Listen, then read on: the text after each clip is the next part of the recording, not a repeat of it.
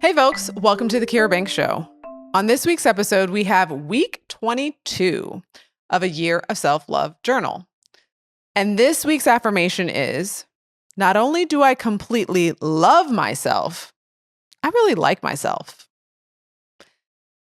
I think that I have been reflecting on this statement because at first I'm like, well, loving yourself, like, yeah, okay. I guess you can love something without liking it. And it made me think about my children. I love my children, right? I love them. Love them, love them, love, love, love, love. But yeah, I guess I don't always like how they behave or how their attitudes with me or right. And so it made me ask the question, like, do I really like myself? And I think it's a process. And I hope that for you, as you've gone through this journey over 20 some weeks, that you are starting to cultivate some true, genuine love for yourself if it wasn't there before, and like you're watering it if it was, and that you're also finding new reasons to like yourself. And I will share that I think that there are some ways in which I can be hard on myself. And so that, while I'll say I love myself, I think sometimes I don't treat myself like I like myself. And so these exercises were good for me. And I was able to see growth from even like 6 months or a year ago to now, and like how I would answer these questions. So things like, what makes me unique? What do I like most about myself? What would other people be surprised to learn?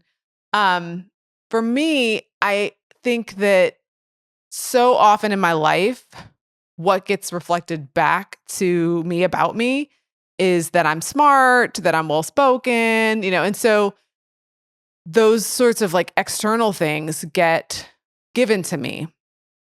And so when I think about like what I really like about myself, I don't think of those things. That's not what comes to mind. I like the fact that people like it, but when I think about what makes me unique and what makes me who I am and what I like about myself, it's really a sense of caring that I have for people in my life, for people in the world, that's not something other people can see. And sometimes I actually have been told with people who I thought I could share that with or thought I could be open or vulnerable with, that like I shouldn't share that with people. Either one, that they would think I was weak, or two, that they would take advantage of me, which I guess go together because if people think you're weak, they'll take advantage of you. And so I've learned that while I think that's something that's very special about who I am, like I have deep care and love for people in the world and who are close to me and beyond. Like there are times, it's funny, I have 2 people in my house who are not like me and one other person who is. Because I can wake up in the morning and like have the deep love and want to give hugs and like share what I'm thinking and all of that. And I have one person in my house who will entertain me and do that, and who will like greet me and give me hugs and be open to, like just being cuddly and soft and squeezy with me. That's my youngest son. My husband will entertain me sometimes, right? If he's in the mood, if he can meet me there, if he can be open to it, he does appreciate that about me, I think.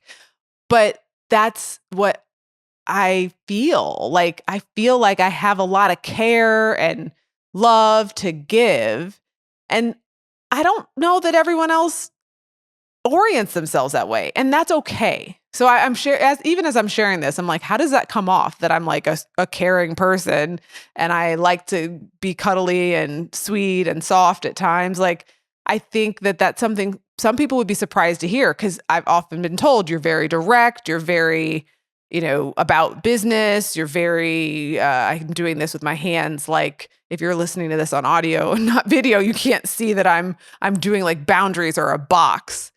And so I've gotten the feedback from some people that I'm not open enough in terms of like relationally, but they'd be surprised to know that I am actually very open, very effusive with care and praise and love. It's just not something that everyone gets. Literally, everyone doesn't get it from me, and I have found that not everyone gets it. And maybe they don't get it because they don't expect it from me, or maybe that, like, in terms of understand or accept it because they don't expect it from me. I don't know. It's not my work to do. But the questions this week asked me to reflect on what would others be surprised to learn? And I think, given what I hear about people's experience of me, I think some people would be surprised to hear how I am in terms of, my closer relationships versus how they perceive me out in the world professionally.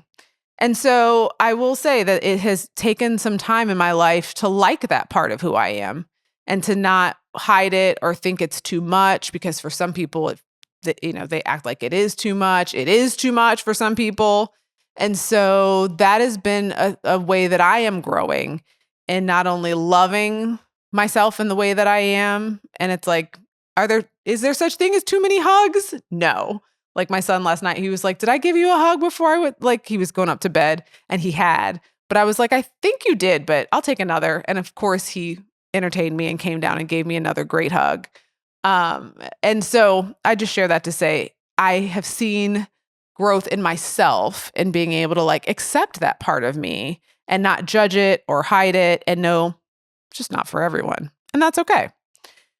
And so that, I think, ties with the second part of this week of like, what parts do I have trouble appreciating, like when I was younger, that I now love about myself? And so that's, I think, a piece of that story as well. Like I appreciate that as a part of who I am right now. I don't have shame about it like I did when I was little. I have words for it in a way that I didn't when I was younger. And then as you reflect on how to love yourself and how to really like yourself, be willing to try different activities out, right? So they talk about try aromatherapy, like figure out what smells you like, how to love on yourself in that way.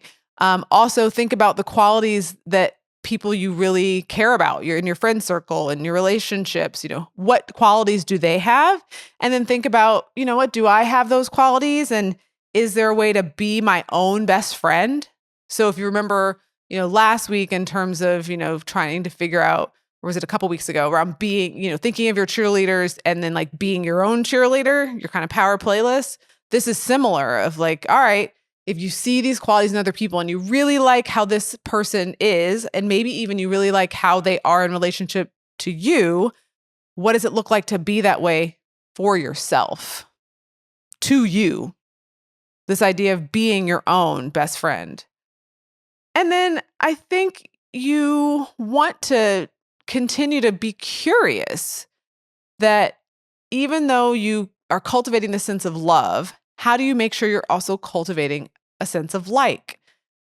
And if you have kids, I think that can give you a really good way to think about how you can love something a lot. You might not like everything about them. Or if you ever had a partner or a roommate, yeah, we don't have to go to kids. A roommate, there might be things oh yes, I do love this person, and there are a lot of things I don't like. And so it's important as we get further along in the self-love journey to start to add some layers, right? Get a little more nuanced, that it's not just a blanket, yeah, I love myself, yeah, I'm worthy, but do you like yourself? What do you like about yourself? How do you continue to explore things that you like about yourself? And how can you grow? How can you grow? Because I will share before I close that as I was reflecting this week, there are some ways that I don't like myself still, that I'm like, oh, you know what? I don't like that in other people. I don't like it in myself. Maybe I need to work on it. And so some of that is around like discipline. I can be really disciplined in some areas of my life, and in other areas, not so much. And I don't like it. I don't like that about myself. I really do desire to be able to be disciplined in certain areas in my life. Like, for example, writing is a thing that as an academic, we do. And I will write in fits and starts. And I'm not always disciplined with my writing, right? Like brushing your teeth. I brush my teeth a couple times a day, if not more. why don't I write consistently? Just like I have a hygiene routine. And so that sort of like, I could work on that. I don't really like when other people aren't disciplined about things where I am disciplined. I'm like, why can't you just? And so I have grace for other people and myself. And it's a place where I realize I don't really like that. And I want to grow into that. So sharing a little bit about myself. And as I think about this difference between loving myself and really liking myself, and inviting you to think about that as well. I'd love to hear how you're navigating the difference between those two, the loving and the liking, and what you're working on. Feel free to reach out to me across all socials. I'm Dr. Kira Banks, and I'll see you next time on The Kira Banks Show. Have tea to spill or something you want to ask Dr. Banks? Contact her at kirabanks.com/stories or stories@raisingequity.org. Thanks for listening.